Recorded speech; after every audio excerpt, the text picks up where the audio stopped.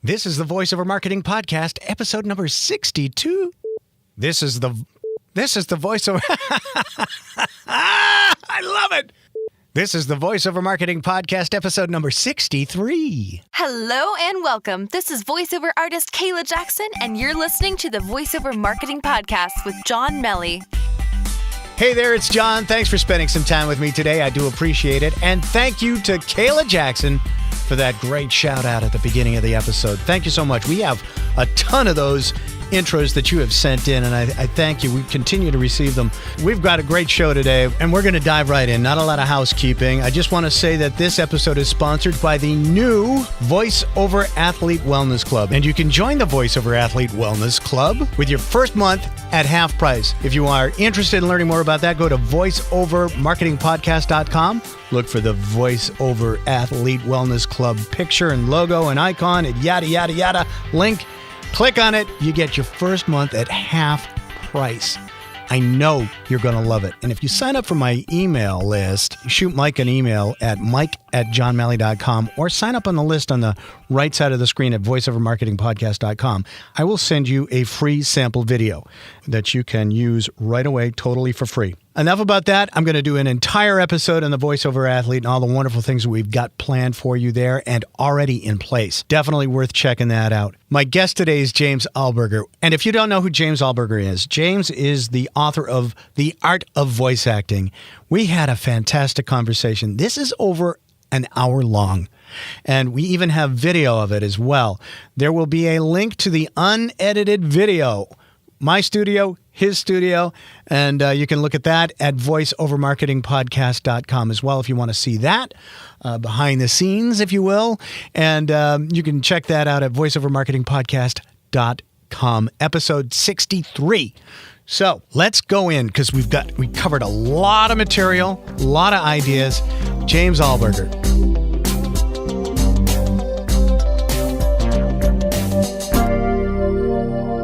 Well, hello, everyone. I am really excited about today's guest. My guest is James Alburger, and he has quite the reputation for delivering exceptional voiceover performances.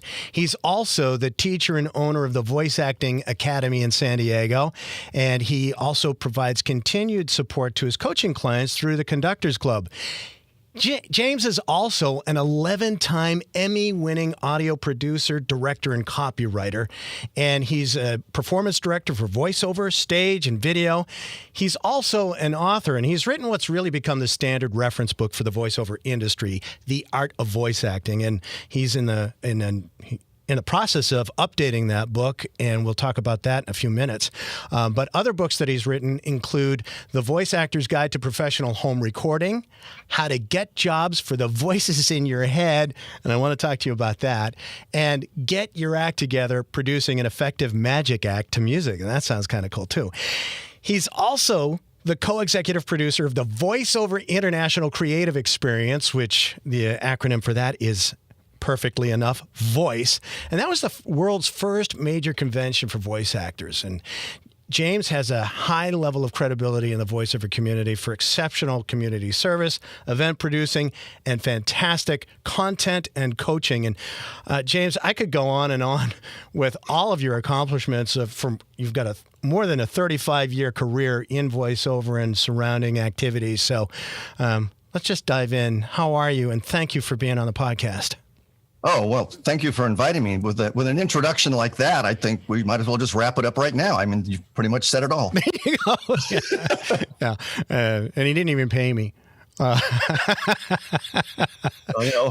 we're doing. What else can you ask for? We're doing something a little different on this podcast. James was kind enough to offer the use of his Zoom account, which you use in coaching some of your voice coaching clients. So depending on how this all turns out on my end and his end and technology, we'll have something of a slightly different presentation for listeners of the VoiceOver Marketing Podcast.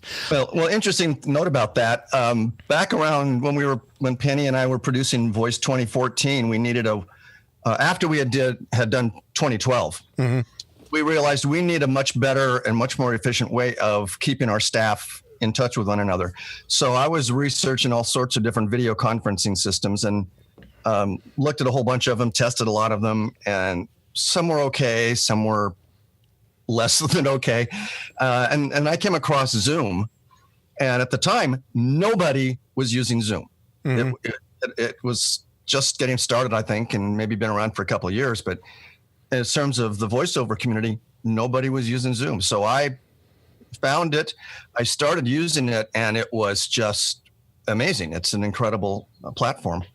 And started introducing it to a number of other, of course, to all our staff for the convention. Mm-hmm. And then a number of other people started picking it up. So I feel responsible for getting Zoom into the voiceover community, because just about all the major video conferences like WOVO's, their meetings are all on Zoom, and Ganguza uses Zoom for everything she does.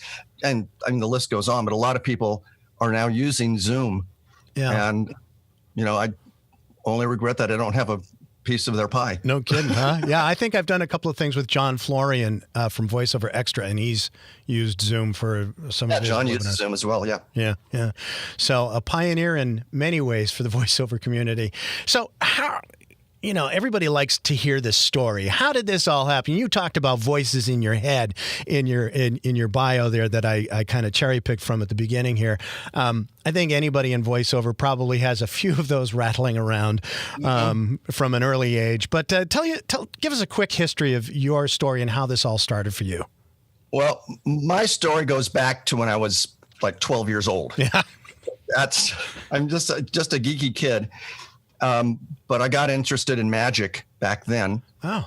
And got on. I was performing on, for our family audiences. I'm just geeky 12-year-old. I had no idea what I was doing. I joined a couple of magic clubs. So I learned a lot. But when I was performing, I discovered I was really uncomfortable performing in front of an audience. I didn't like talking in front of an audience because I didn't know what I was doing. So that was at the period, I'm going to date myself now, because that was in the early 1960s. And Ed Sullivan was on TV, and Ed Sullivan loved magicians, and every week had a magician on his show. And I'm watching Ed Sullivan religiously because I loved the magic. And I noticed, wait a minute, these guys aren't talking. They're working to music. Oh. So I figured out, well, hey, I like music. I have some records. My dad's an engineer, so he helped me figure out how to get my record player into the tape recorder. And I started recording some records. And inside a box of 3M magnetic reel-to-reel tape, there was instructions on how to splice tape using a pair of scissors, a grease pencil, and Scotch tape. Yep. So I taught myself to edit music at 12. Oh, good for you. And that led me into radio and television when I got into college, working in local radio stations at San Diego State, where I came down for my last 2 years of college. I ended up being production manager and operations manager of the campus radio station, working for odd jobs around campus on other things, audio. Graduated from state, worked in Hollywood at a recording studio for about a year or so, then came back to San Diego and got into the then ABC station in town, which was KCST. We're talking now about 1973. Okay. And got myself into a position of doing audio for their evening newscasts. Well, over the years, that ended up to be a 25-year career with what then became the NBC station. Yeah. There was a whole affiliate shift in San Diego in the early 70s, but that's another story. But I was basically with NBC in San Diego for 25 years as an audio producer. I supervised 6 other audio people, taught them everything that they know, not everything I know, but everything that they know about what they needed to do for running the station for sound. Yeah. Also directing 25 newscasts a week, directing voice talent on a regular basis. So a lot of my experience was gained during those 25 years with NBC. And then I left in 1998 and went freelance and started teaching voice acting. Started my first book, the first edition of The Art of Voice Acting actually started as notes for a class I was teaching locally. Mm-hmm. And that took on a life of its own. And I was at a showbiz expo in Hollywood and found a publisher and said, hey, wait a minute, they publish books. I'm writing what could be a book. Maybe I should talk. And I did. I talked to them, left them my card. The publisher was not there, but called me back the following week and asked for 4 chapters, and the rest is history. That's great. And you're working on what, the 5th or 6th edition of it now? This is coming up on the 6th edition. It's been on about a 4-year cycle. I think that's probably going to shift to a 5-year cycle. Wow. But yeah, this is the 6th edition that's coming up, and all things going well, it should be published, I think, in March of next year. So we're a little over a year away. Wow, congratulations on that. That's fantastic. And it really is the reference guide for voice talent. And I think I remember when that book, maybe the 2nd edition came out, I think was when I first got exposed to it. And I mentioned we had a couple of conversations before this actual session, and I told you that my wife had gotten me a Dawes Butler DVD that I think you had produced about his whole life and career and all the characters that he... In Dawes Butler, Voice Magician. Yeah. I love that DVD. I still have it. And man, what a talented thing. How did that come about, just for my own selfish reason? Well, actually, I had nothing to do with the production of that. Oh, okay. I was at a Comic-Con one year, and I was standing in line waiting to meet some of the panel, and this guy in front of me was talking to somebody else about this DVD that he had produced about Dawes Butler. And apparently he had June Foray, Dawes Butler, and a whole bunch of other major voice talent that he had actually interviewed. The only video he had actually produced was the Dawes Butler video. Oh, okay. And so I got to talking to him and set up a kind of a resale arrangement with him so that I could take that DVD and kind of get it out to the community and share profits on that. There you go. And he agreed with that, and that's how that came about. Okay, very cool. So you're working on the 6th edition of the book. That can't be the only thing that you're doing. I mean, you obviously teach quite a bit. You coach online. Before we get into that, actually, there are a couple of questions I wanted to ask you. We have a wide range of listeners to the podcast. We have folks that are seasoned veterans. We have people who have been at this for a number of years.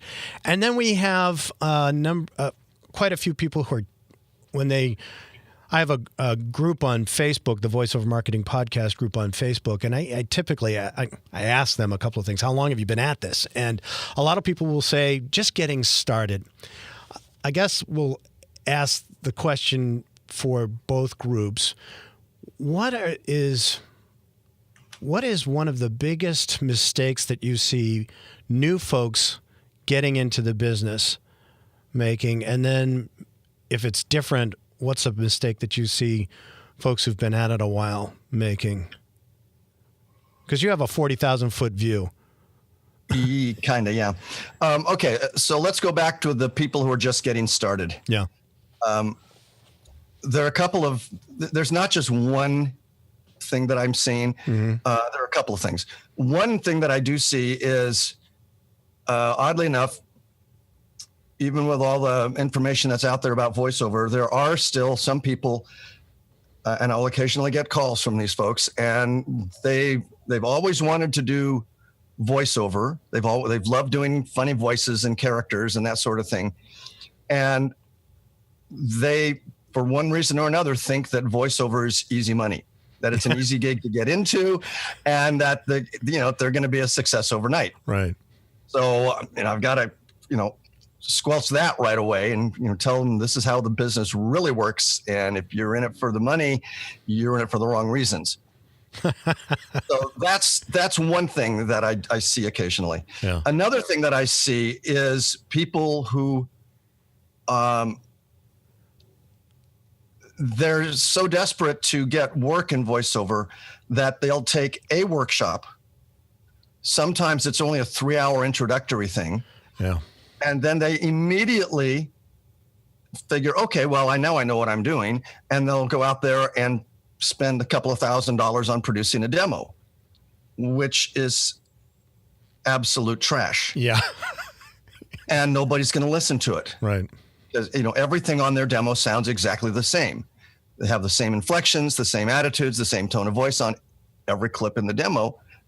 Okay, there's maybe some changes in music that will identify a different track, but without the music, it sounds like one continuous same. Right.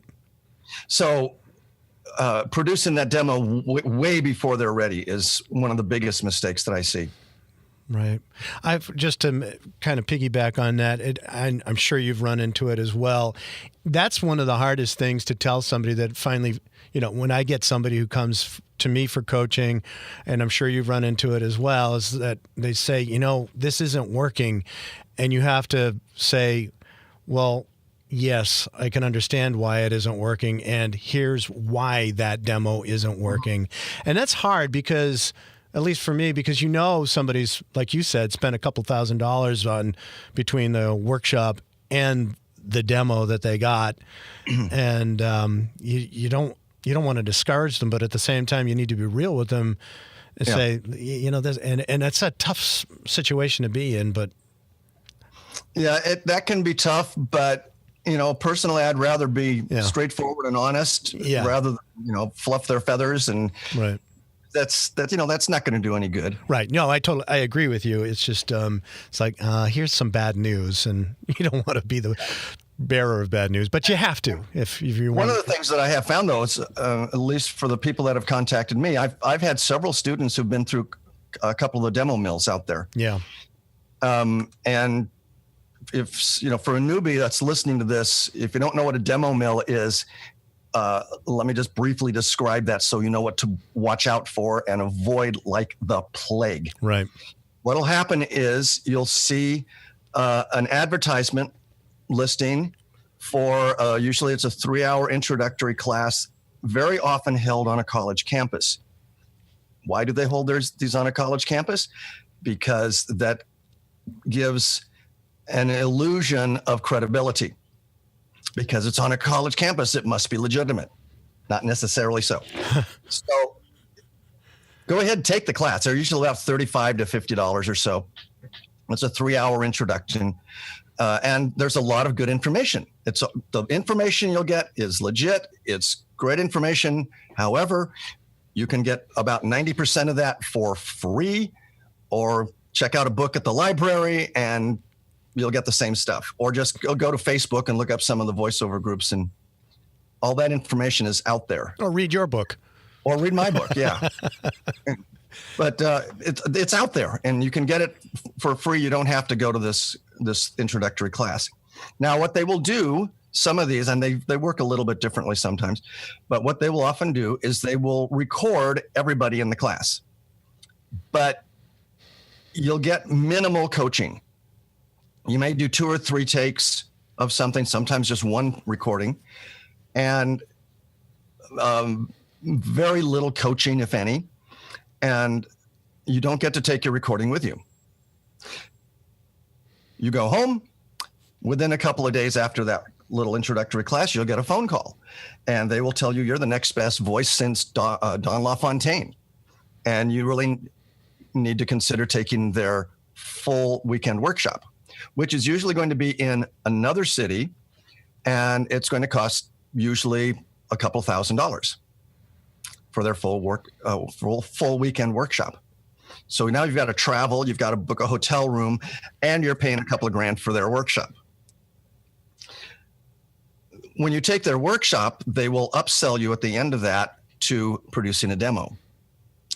Trust me, nobody is ready to produce a demo after taking one workshop. Right. Yeah. It just, your demo is not going to be competitive because you just don't know what you're doing. You have no experience. So, I mean, it's kind of like saying, okay, I drive a car. I drive to work every day. I think I'll go compete in the Indianapolis 500. Right. I don't think so. You're not going to survive past the first 100 yards.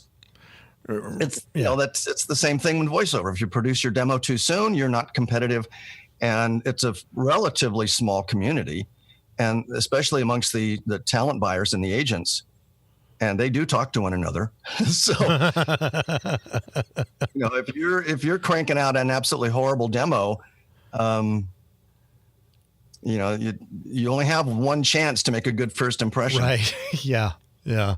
And we're not going to mention any specific names, but whenever I see the demo and I had it done at someplace, you're like, oh no. Yep. That's my response. And I've had a number of students who have been through one or more of those demo mills. And there are actually 3 companies out there that I have found that have that same business model. Right. They do the introductory class at a credible location, then they upsell to their full-blown workshop, and then they upsell to a demo production. Right. And some of them even will tell you that they're going to support you through their website, and they'll help you create your marketing plan and all of that. Well, of course, that's going to be for more fees. So by the time you're done, you're investing $10,000 to $15,000 with these people. Well, yeah. And chances are you're going to get nowhere. So other than frustrated, yeah. If you see that, that should raise some red flags. That was a really good overview. I didn't know about the college campus thing. That's an interesting twist. I've heard about the hotel room or something like that, or the conference center or something like that. But the college campus is an interesting twist to that. That is an interesting twist. Well, I used to teach back in this is 1997. That's when I first started teaching. I was working with the Learning Annex, which is back then was an international, or not international, but a national adult education extended learning type of a program. Yep. And based out of San Francisco, and they were very big here in San Diego. So I started teaching with them, and it's short 3-hour introductory classes. But every instructor with Learning Annex was independent.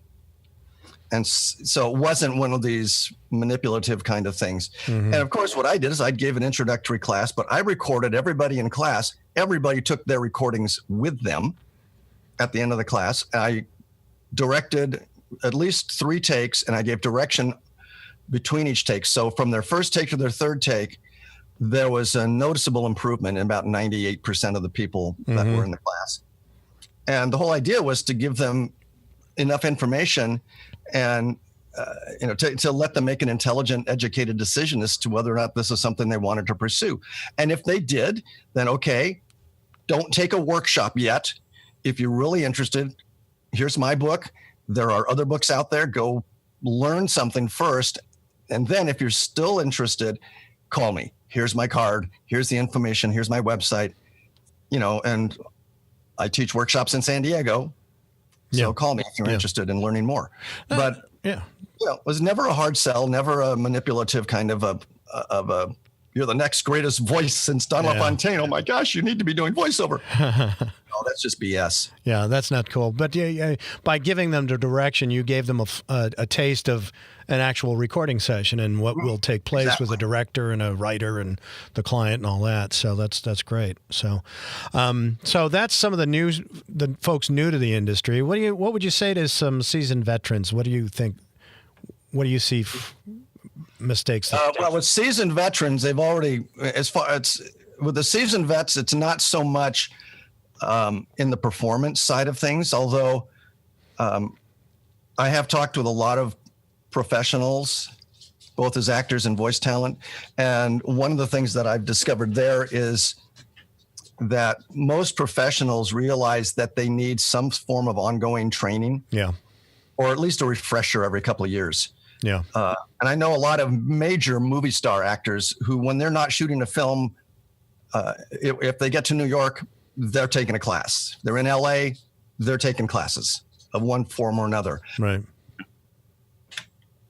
So the refresher course for performance is, I think, something valuable. And I've had a lot of working pros come back and take my PI workshops, sometimes multiple times. What's a PI workshop?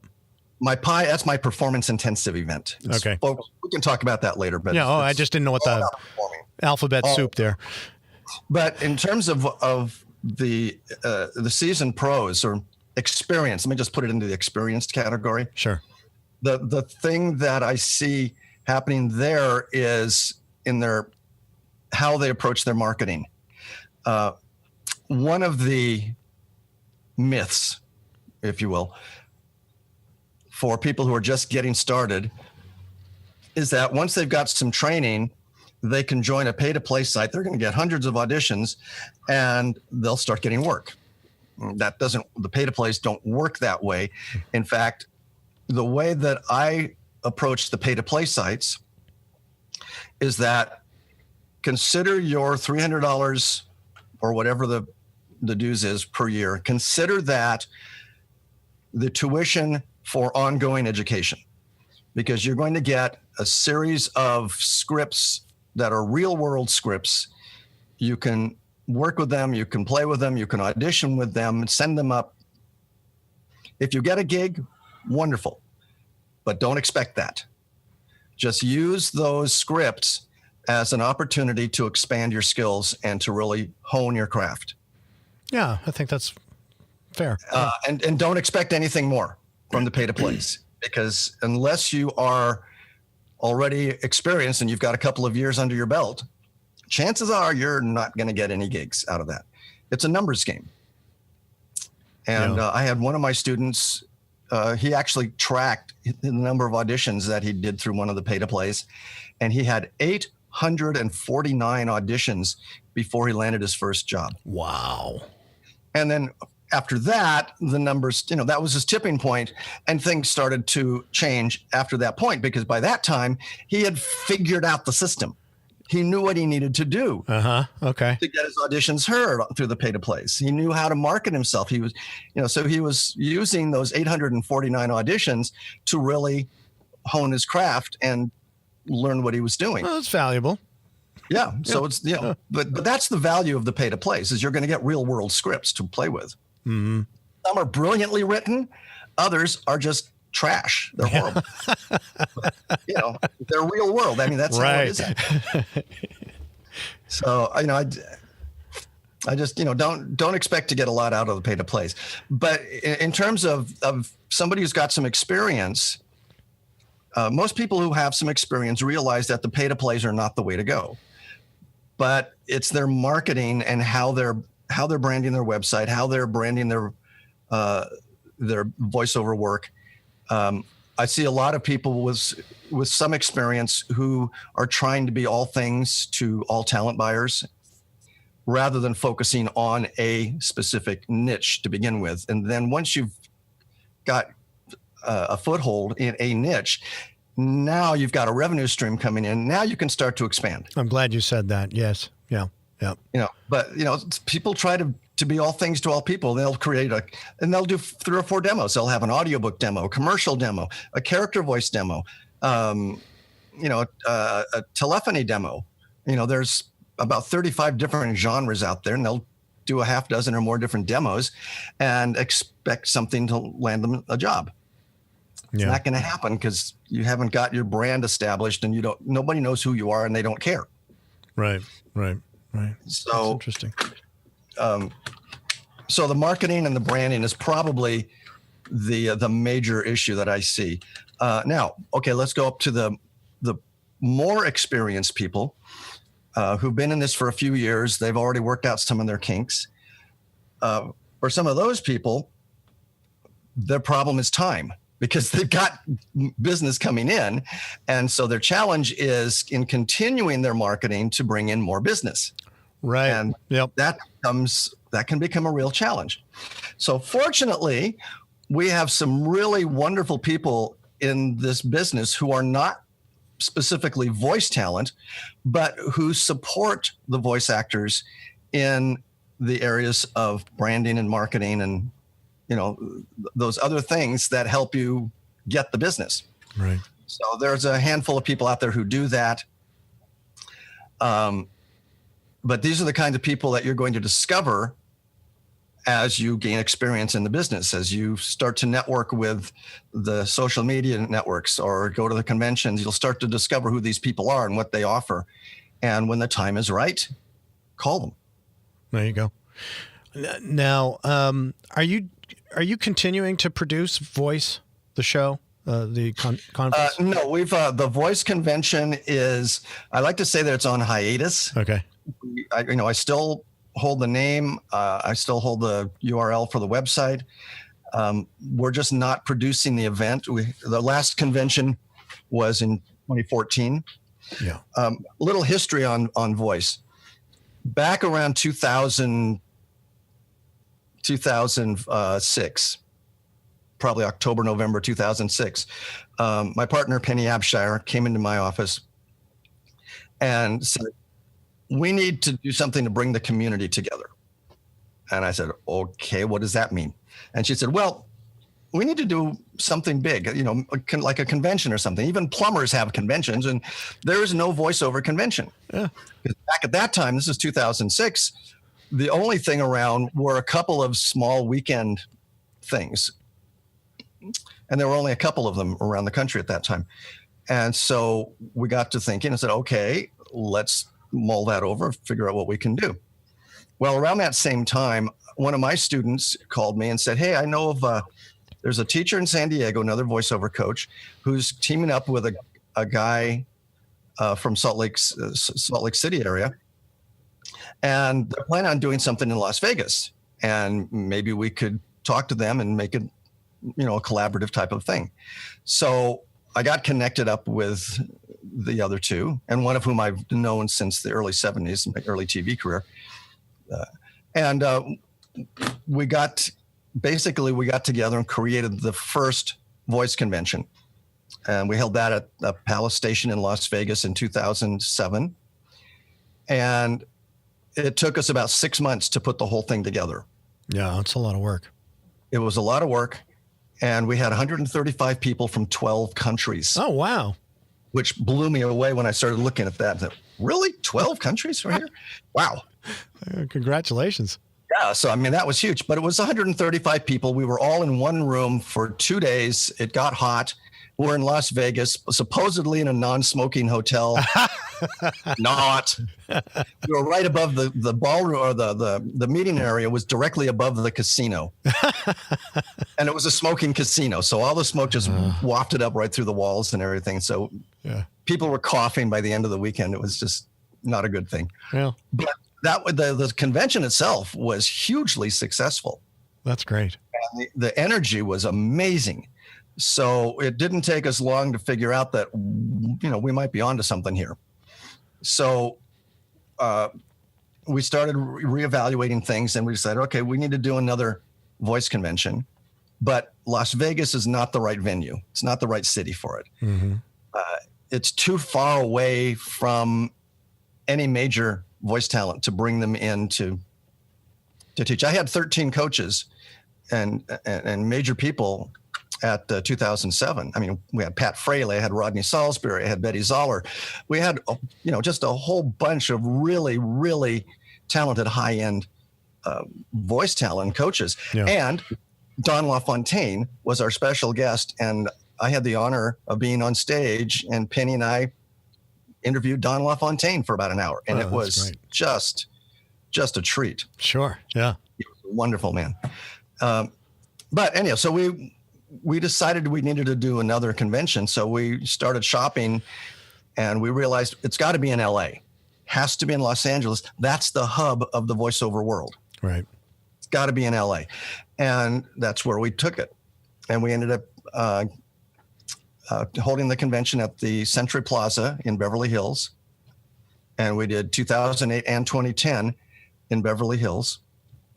And our attendance jumped from 135 up to almost 400. Oh, wow. That's really good. Between 2007 and 2008.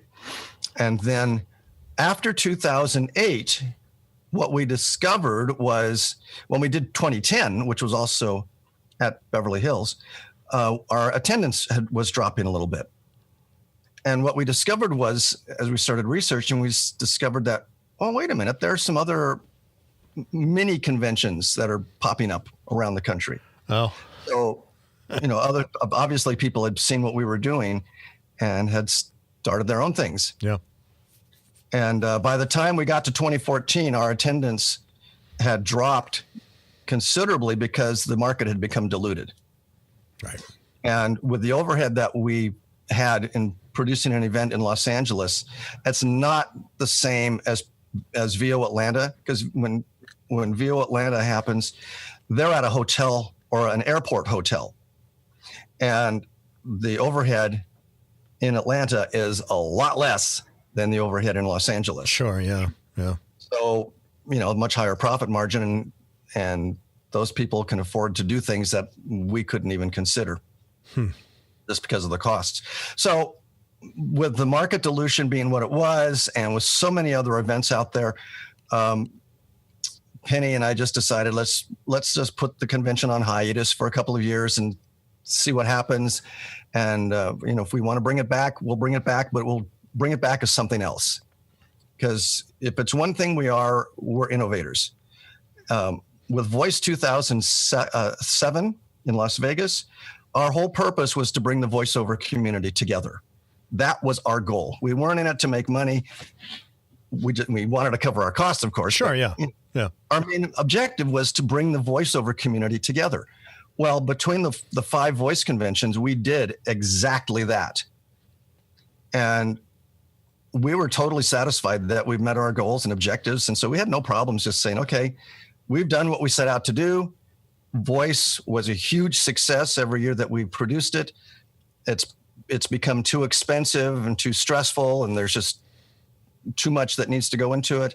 And Penny decided she was going to retire from voiceover anyhow, so she did that in 2015. And so the timing was right for us just to stop producing that convention. And not to say that there won't be something else with the voice name attached to it. Okay. Because I have some ideas rolling around in my head, but nothing is formulated, has solidified yet. That's cool. It's interesting you're talking about this, because it sounds like, your voiceover career business has evolved over time, trying out different things. Do you think, as is mine, and I think I'm in the process of doing that myself with some different things, do you ever wrestle with that, or did you ever find any kind of self-limiting thought of, geez, this isn't my idiom, so to speak? Am I going too far outside? Or as long as there's some tangent to what it is that you're doing, the creativity, are you cool with that? Or do you just like, you know what, I'm doing my own thing here, I'm just going to make it all happen? Or do you need to have some kind of, I guess, continuity or some thread that runs through all of it? I'm pretty much the kind of guy that I'll go with the flow. Okay. Yeah. So I don't have to have a solid line from A to B to C to D. I don't work that way. Yeah. I consider myself more of a creative. So, and creatives, for those of you out there who are creatives, that people will often consider you fragmented, because you'll flit from one thing to another, and sometimes there's no continuity whatsoever from their perspective. Yeah. For you, it's totally clear. Yeah. Yeah. Because I can see the connections between this and that, and whatever it is. Yeah. And other people look at that and say, "Really? How do you get that?" Yeah. They don't get it. They're not creatives. I don't know what it is, but it's the way our brains work. Yeah. So I don't need to have that continuity. I do know that if I'm not looking or experimenting or playing with other ideas, that I'm stagnating. Yeah. Yep. So, since we wrapped up the last voice convention, I've shifted my focus back to one of my really true loves, which is sound and working with audio. So I'm still doing voiceover.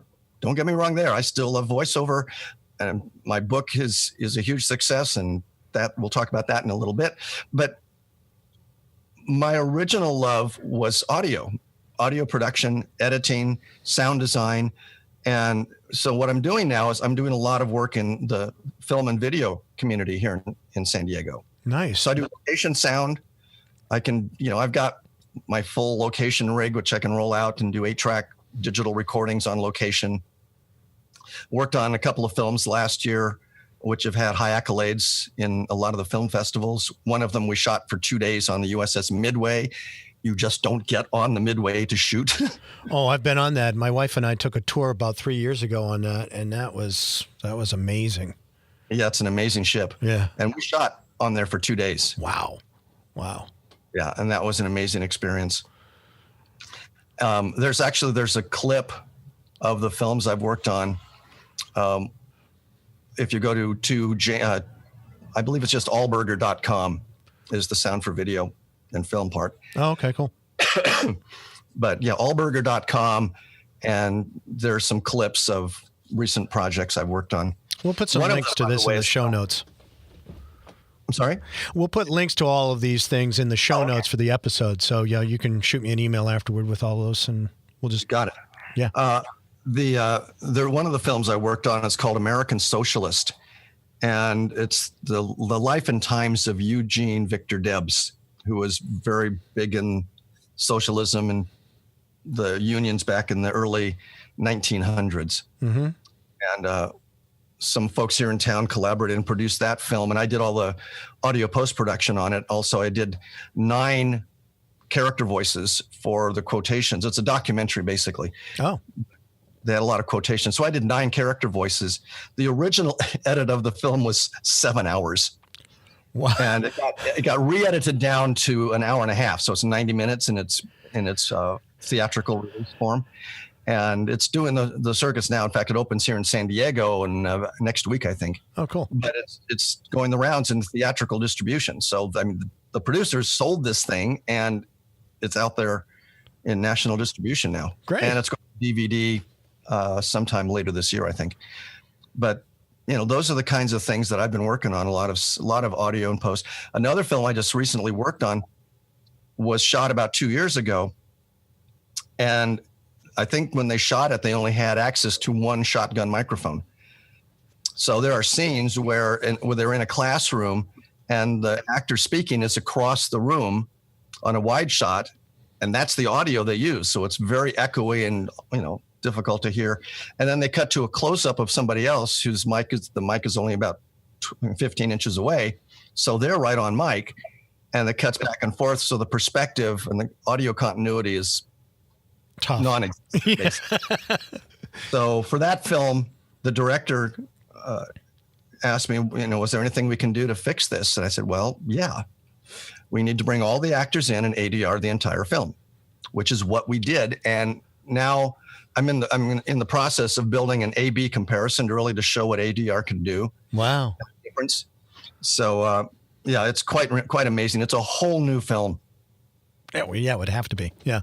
Completely new film. All the audio continuity is very consistent. I redid a lot of the sound effects. A lot of Foley is added that was not there before. Remixed all the music, remixed the whole thing, and the director was ecstatically happy. Oh, I mean, and that's painstaking work too. I mean, yeah. It took total hours on that production was over 40 hours. Wow. And how long's the feature? That was a 20-minute short. Yeah. Okay. Yeah. So 20 to 1. It's a lot of work, but it pays off. But that's one of the things I really love doing is working with sound like that, and music editing, audio editing, anything with production. Wow, that's really cool. That's really cool.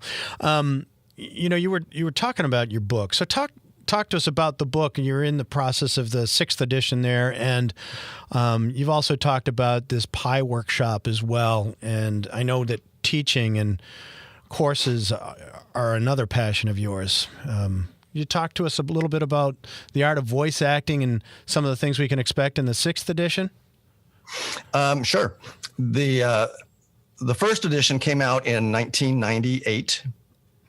And that was a result of, as I said, the Learning Annex notes took on a life of their own and evolved into the book. It was, I think, 235 pages for the first edition.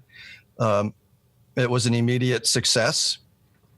Publisher signed me up for a second edition, gave me more pages, nice. Which is not, and a CD for the second edition. first edition didn't have any support materials.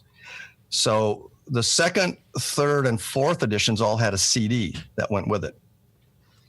And the fifth edition, instead of doing a CD, we tried something different, which was using QR codes to link over to web content. Well, that didn't work. So there will be no QR codes in the sixth edition. They kind of came and went, didn't they? Those QR codes, I mean, you still see them every once in a while, but they're a neat idea, but they never really took off or lasted. Yeah. There's just too many variables in there, I think. Yeah. So anyhow, with the sixth edition, the book is about 500 pages. Wow. I keep expanding it every year. I keep updating all the chapters. I literally, right now, I think I'm on chapter 6 or 7. And I go through and I literally reread every chapter, make adjustments, updates. If there's a trend that is affected, that I talk about, and there's been some shift or something, that gets updated. So I do that for every chapter in the book. Plus, with every edition of the book, I contact voiceover professionals and solicit some contributions or for material that it might either go into a chapter as a supplement, as what I'm talking about in a particular chapter, or there's a whole chapter at the back of the book called Tips, Tricks, and Studio Stories, where I have a lot of the contributed content from the professional voiceover community, where they'll talk about marketing, business, performance, demos. I mean, anything in the voiceover realm can be discussed. And what I find is interesting is when I get the contributed content from these pros, everything that they're saying completely supports what I've talked about earlier in the book. So it works out to be very nice, because I'll talk about something maybe in chapter 9 or 10.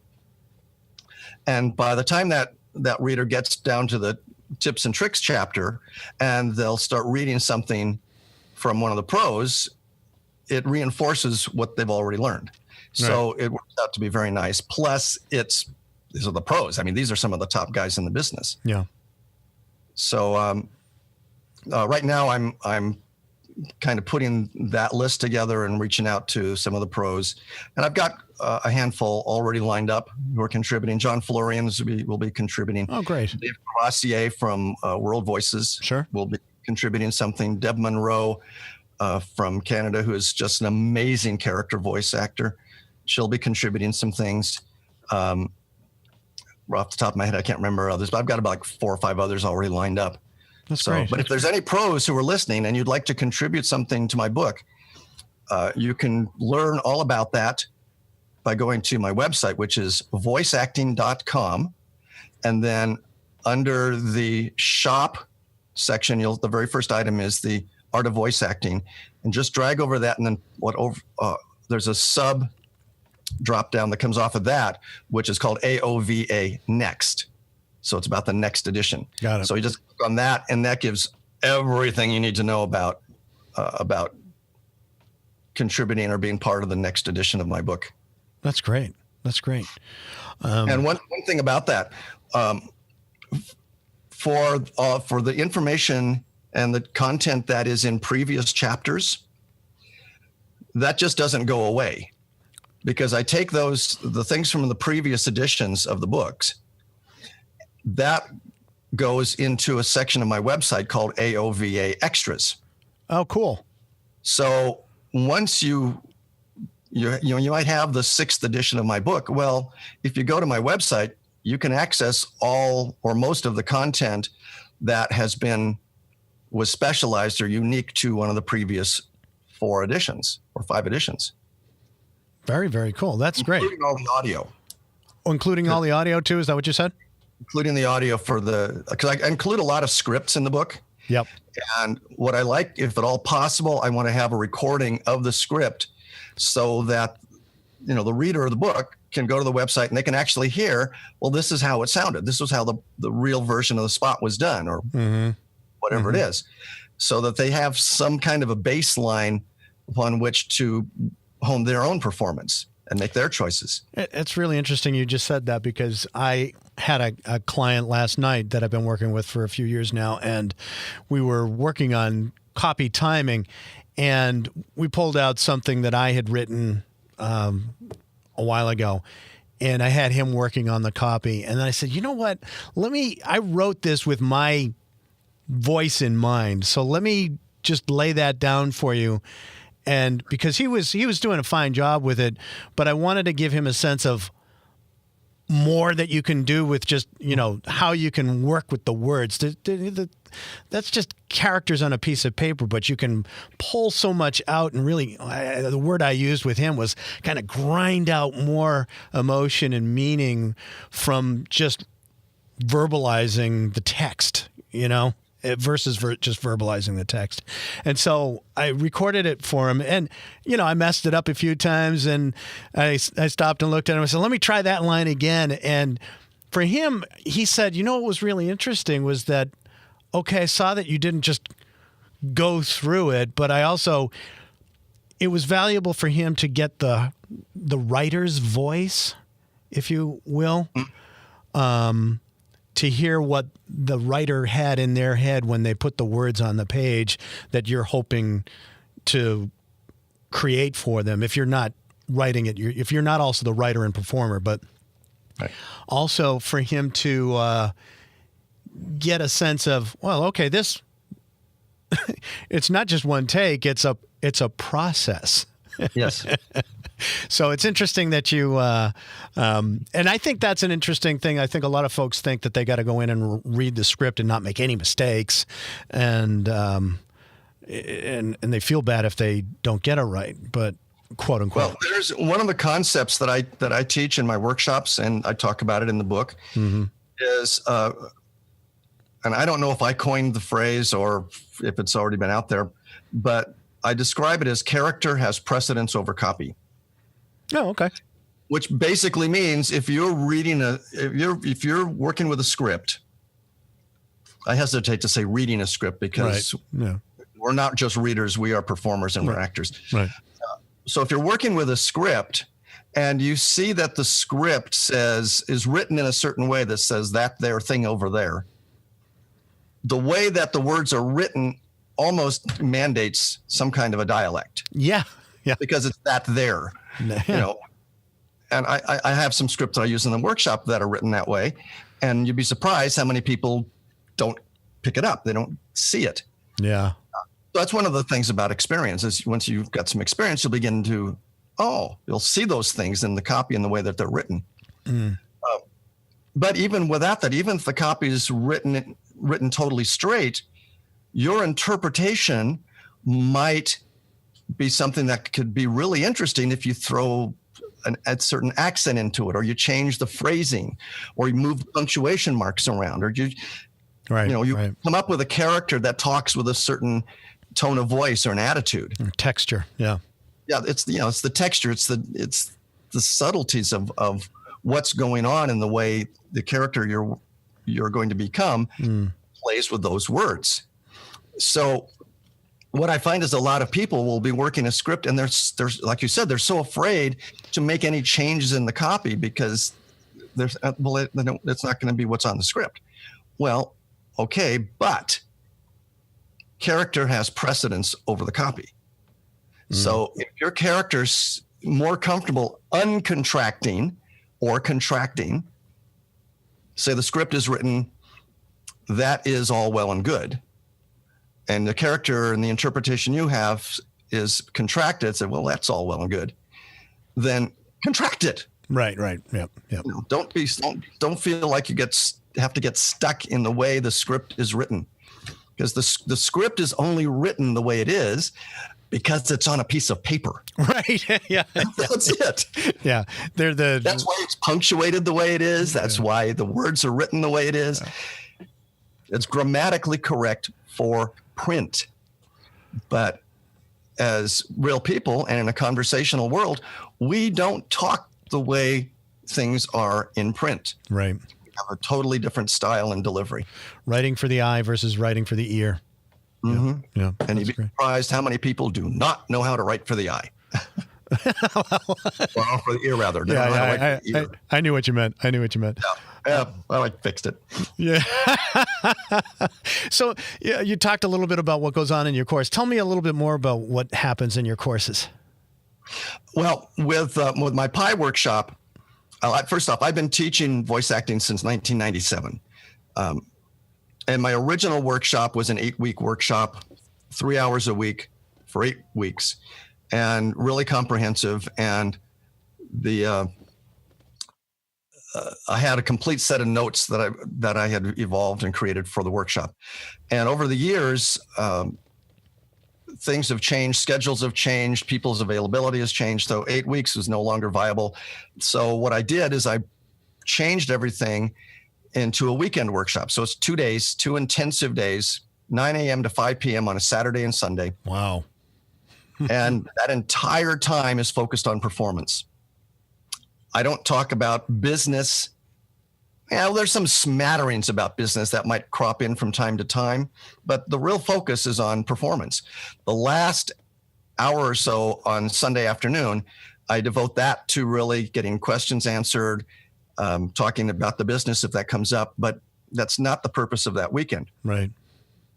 I do have roughly 6 hours of webinars that Penny and I put together that support the whole workshop. The webinars cover all the lecture material that we used to do live in the workshop. Oh, okay. And by taking all that lecture stuff out of the workshop and putting it into webinars, people can access the webinar whenever they want. Right. Because once you've signed up for my workshop, you've got access to the webinars. So they can go and they can look at the webinars, they can study that, they could go back and get reviews. And all that material is, it's not going to be covered for the most part during the workshop. But they're getting, I'm sorry. Occasionally I'll review some of it. There are certain things that just need to be reviewed, especially some of the techniques. Yeah. But for the most part, the lecture and the webinars and the whole weekend workshop is really devoted to performance. Everybody in the class is on mic for usually 15 to 20 minutes per session. So these are not your quickie on mic for 5 minutes with, a couple of short takes and some quick direction and okay, thank you, next. It's not that kind of workshop. This is intensive. Yeah. And, my students will vouch for that because some of them are exhausted when they get off that mic. The first thing that popped into my head, I was like, wow, 2 8-hour days. Because if you're not actually on mic, you're probably also getting value from watching other people be directed and recording and all that. Exactly. Yeah. And everybody has a Dropbox folder, or it's a shared Dropbox account. And everybody's recordings go immediately into the Dropbox folder. So not only do you get your recordings, but you get everybody else's sessions as well. Oh, okay. So you've got basically all the mic sessions for that weekend workshop accessible. So you can go back and you can review them. In fact, I tell my students right at the very beginning, if you hear a tip or an idea or some piece of direction that I'm giving somebody else who's on mic, and you want to remember that and know where it is, just, holler out, what's the time on this one? And I'll tell you. Okay. Because I've got the running time for every recording. I say, okay, that's at about 12 and a half minutes, 12:30 in on, Steve's recording. Right. And they can make a note and then they can go back and listen to it and track it down. So I'm very big on making the workshop as valuable to everybody who attends as I possibly can. Yeah, why wouldn't you? Well, you'd be surprised. I mean, I've been to, some really high-end workshops where the only thing you get when you leave is the experience you had while you were there. Oh, yeah. And your coaching sessions aren't recorded, or if they are recorded, you only get your recordings. You don't get everybody else's. Huh. And half the value of a workshop, especially something like Pi, is being able to learn from listening to how I'm directing other students in the class and what are they doing, and then figuring out, oh, hey, if you did it this way, it would sound like this, and maybe that might be a better alternative.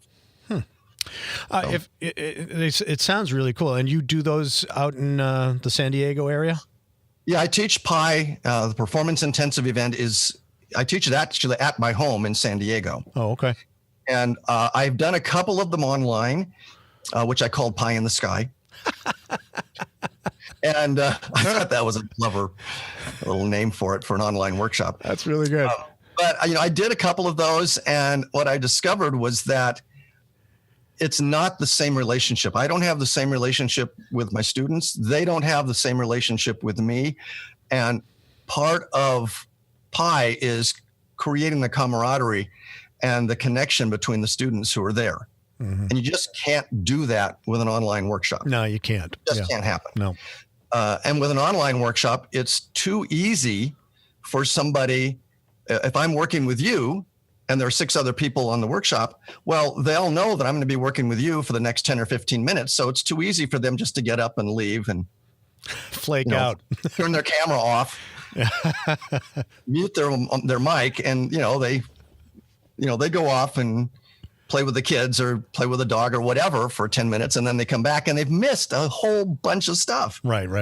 Yeah. But, it's the distractions are just too easy. Yeah. For an online workshop. So I've decided, okay, I'm not doing it online anymore. I'll only do it exclusively in San Diego, or if somebody wants to bring me to another city, I'll happily do that. If we can work out all the details, no problem. Right. I'll even profit share on the tuitions if somebody brings me in. Very good. So, and they get to attend the class for free. So. Oh, okay. Yeah, it's like the travel tour arrangement. Yeah, kind of. Yeah, that sounds good. And I've done that for a couple of places, and it's worked out well. That's great. If people wanted to learn more about the schedule that you have for these workshops and tuition and all that, where would they go to find out that information? I mean, have you got one coming up? Or the thing with the podcast is it's evergreen, and people will be downloading this now, but they'll also be downloading it 6 months from now. So I suppose you can date the copy if you want. We're in April of 2018. Right. And I do have a Pi workshop coming up in May of 2018. So next month I have one. I usually only schedule the workshops about every other month, and usually in January, March, and May for sure. And then once we get into the summer months, it gets a little wonky. Yeah. So, I'm after the one in May, I don't have anything scheduled for the rest of this year just yet. Uh-huh. There will be some coming up, but I don't have those planned yet. However, that said, for anybody that ever wants to learn about the workshop schedule, just go to voiceacting.com. There is a link for the calendar. So I always put the workshop events on the calendar, mm-hmm. and right on the homepage of the workshop or on the website, there's an announcement, the big link that says, okay, next Pi workshop, and it gives the dates. Excellent. Just click on that link, and that goes over to the full page that describes what Pi is all about. Very good. Very good. James, this is coming up on an hour, and I just want to thank you for all the time and information that you've shared with us today. Are there any other closing thoughts that you want to share, or any? Well, yeah, we could go for another hour on those. I know we could. I'm having a lot of fun. I mean, this is great. But not really. I think, just the main thing would be for anybody that's interested in getting into voiceover, do your homework first. Right. Learn some things about what this business is all about. Join some of the social media groups. There's a ton of them on Facebook. There are meetup groups all around the country for voiceover and voice acting. And there are lots of books on the market. Besides, my book is out there, and there are lots of other books on voiceover. Mm-hmm. Some are great, some are not so much, but they've all got something useful in them. And the way I look at it is, whether you're taking a workshop or reading a book, if you get only one usable piece of information out of it that's going to advance your work or your performance or your business, it was worth it. I completely agree. Yeah, I've been very fortunate in taking a number of workshops with Rodney Salisbury, whom you mentioned, and Pat Fraley. I've taken a number with him, and Yeah, Pat's great. yeah, and Another coach, if you ever have an opportunity to take a workshop, is Bob Bergen. oh yeah, okay, I've heard of him. Yeah, Yeah, especially if you're interested in animation and character work. Bob is brilliant. In fact, just a little cross promotion for Bob is his website is bobbergen.com, and I believe he is planning a voiceover cruise. yeah, he's done that, hasn't he? Yeah. Yeah, I think this will be his second voiceover cruise. I was on the first one, which was 2004. Okay. And he's got another one coming up, which I think is going to be in January of next year. Mm-hmm. I think it's like a 5-day cruise down to Mexico and back. Leaves out of LA. Very nice. Very cool. Totally spaced what I was going to say there. My point was the value of taking workshops is I've been fortunate in the sense that I know that I can trace some benefit to my career to each workshop that I've taken. You know, I've always made the investment back. Let's put it that way. After taking a workshop, there's always been something that I've been able to do that has justified taking that workshop and then some. So, yeah. And I've said this in other things about in other episodes of the podcast. You know, there is a lot of free information out there, but really, you can't do it all for free. You really need to invest in yourself. And really, if you're investing in yourself, what better investment can you make? If that's the way I've looked at it. Oh, yeah, exactly. You know, exactly. So, well, plus not only that, but when you take a workshop, and I'm not talking about online workshops, I'm talking about when you actually physically attend a workshop where you're working one-on-one with an experienced coach like Rodney Salisbury or Pat Fraley or Bob Bergen or Deb Monroe or any number of other, very experienced and qualified pros. Joe Cipriano is even teaching workshops now. So, I mean, these are some of the top guys in the business, and to have the opportunity to actually work with them and be coached by them and absorb some of their experience and wisdom and insights and some of the nuances and things that they will teach you. Oh, it's priceless. Oh, yeah. I'll never forget being at a workshop with Pat, and he had Rob Paulson in the studio. And I was just telling somebody this story the other day, and there was this one thing where two characters were playing off each other, and Rob was in there, recording with us. And so somebody asked his character a question, and rather just sort of said, I don't know, I don't care. He kind of went, I don't know. And it's just that the little sniff or something, but it conveys so much. And I'll never forget that. I was just standing there going, oh my gosh, he didn't just say it. He made you feel it. Based on the, that went. Well, and that gets back to what I was talking about earlier with character has precedence over the copy. Right. It's the nuance of the character is what brings life to the character. It's not the words. Right. But I'll never forget that. I was like, wow, that was such a teachable moment. Yeah. Just a sniff. I live in Boston. To go all the way to LA to watch somebody sniff at the right time on a microphone? Come on. But I mean, that was years ago, and it made such a huge impression. And what it did was it gave you license to try other things. Yes. Yeah. So anyway. And that was one of the great things about the voice conventions. Pat Fraley was our keynote speaker for every single voice convention. Oh, wow. It was our opening keynote for all 5 conventions. Wow. And he would always tell me that, okay, I've got something really special for the next convention. And I said, okay, Pat, cool. What is it? He says, I can't tell you. You'll find out at the convention. Penny and I were producing these things. We got to kind of have our fingers in all the aspects of this, and he won't tell us who he's bringing. Oh. So at 2010, he brought Brad Garrett. Oh, yeah. Yeah, I've done work with him. So here I am. I'm sitting up on stage, and to my left is Brad Garrett, and we're playing dialogue on this thing, and Pat's directing. Yeah. And then at 2014, he brought in Ed Asner. Ed Asner, yeah. And so, I'm doing dialogue with Ed Asner. I'm playing with this. It was so much fun. Yeah. But, having Pat as the keynote, he always brought in a program that was just absolute killer. That's awesome. Yeah. Well, James, this has been an absolute treat for me, and I know our listeners are going to get an awful lot out of it. And we will put links to your websites and other resources that you've mentioned throughout our conversation today. But really, it's been an honor to speak with you and have you on the show. Oh, thank you. This has been loads of fun. Good. Well, maybe we can do it again sometime real soon. I would love it. I would absolutely love it. Maybe when the book comes out. Sounds good. We'll definitely do that. We can talk about the new stuff that's in the book, because we never really got to that part of things. And, okay.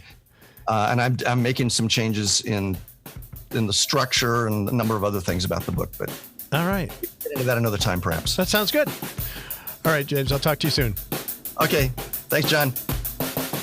Our program originates in the Boston studios. We hope you'll join us again. Until then, we bid you au revoir, keep your chin up, and the best of luck. Well, that's it for this episode of the Voiceover Marketing Podcast. If you like this podcast, please subscribe to it at voiceovermarketingpodcast.com so you'll get notices of new episodes, and please share it with your friends and colleagues in the voiceover world. Also, it would be a huge help if you'd like this podcast and rate it on iTunes to help keep it near the top of the list. Feel free to share your comments and questions about this episode and future topics you'd like discussed at voiceovermarketingpodcast.com. And if you'd like more information on one-on-one coaching with me and mastermind group opportunities where we focus on growing your business, feel free to drop me a line at my cyber assistant's email address at mike@johnmelly.com. Thanks for listening. Now go out there and share your voice with the world.